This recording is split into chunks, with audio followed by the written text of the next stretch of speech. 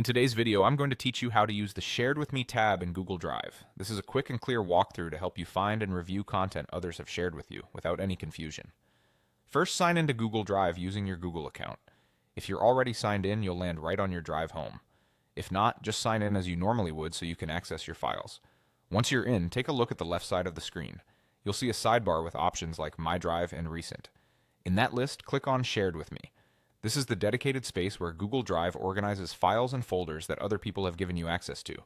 When you open Shared with Me, you'll see a collection of items that have been shared directly with your account. Think of it as an inbox for shared content. You'll typically see the name of the file or folder, who shared it with you, and the date it was shared.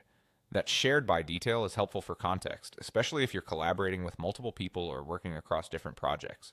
This section doesn't show files you own. It only lists items where someone else has granted you access. Because of that, moving or reorganizing things here won't affect the original owner's structure.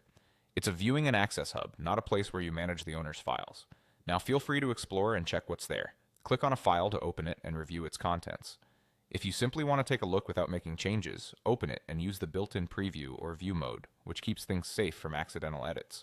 If it's a folder, open it to browse the files inside and understand how it's laid out. As you scan through, notice the layout options at the top of Drive, grid or list view, so you can pick what's easiest for you to read. You can also glance at the details shown on each item, like the last modified date, to quickly identify the most recent materials shared with you. If your Shared with Me area has a lot of content, a quick visual scan of names and owners can help you separate work files from personal items.